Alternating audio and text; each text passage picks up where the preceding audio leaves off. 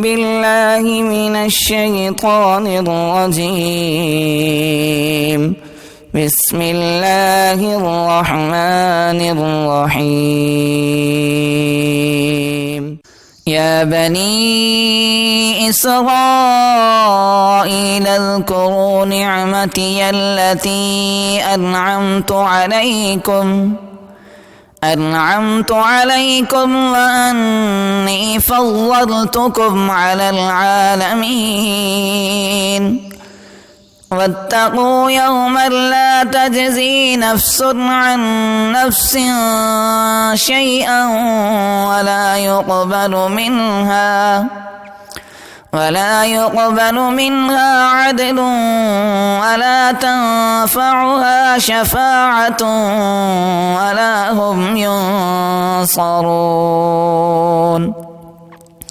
وإذ ابتلى إبراهيم ربه بكلمات فأتمهن قال إني جاعلك للناس إماما قال ومن ذريتي قال لا ينال عهد الظالمين.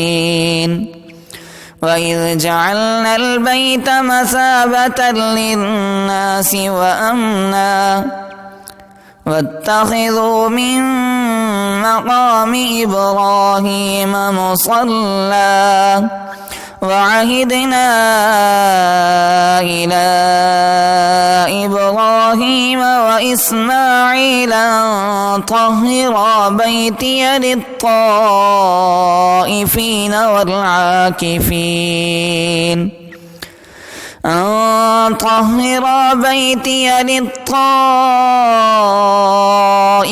والعاكفين والركع السجود. وإذ قال إبراهيم رب اجعل هذا بلدا آمنا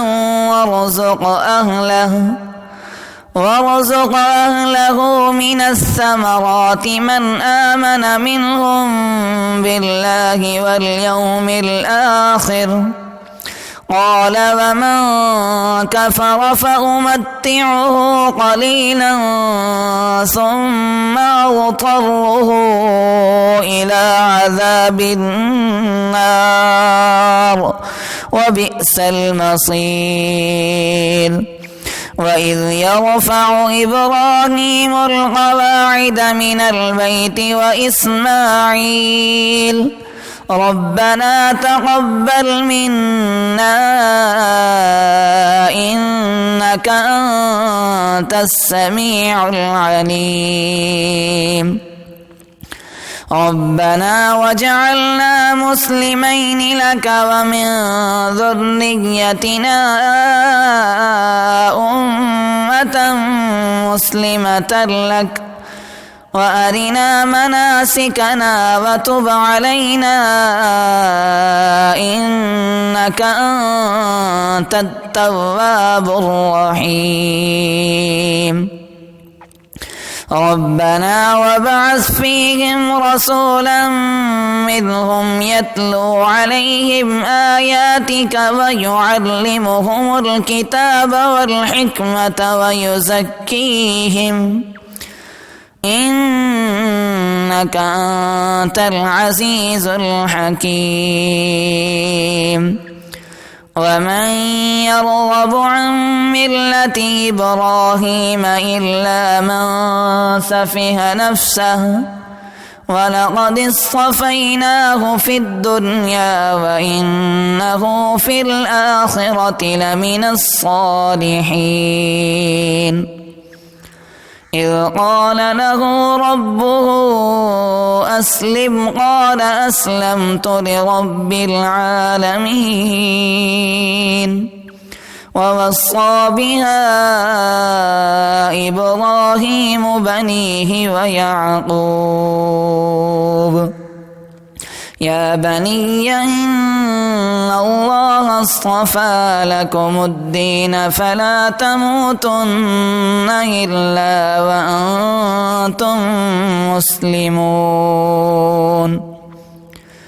أم كنتم شهداء إذ حضر يعقوب الموت إذ قال لبنيه ما تعبدون من بعدي قالوا نعبد إلهك وإله آبائك إبراهيم وإسماعيل وإسحاق إلها واحدا ونحن له مسلمون.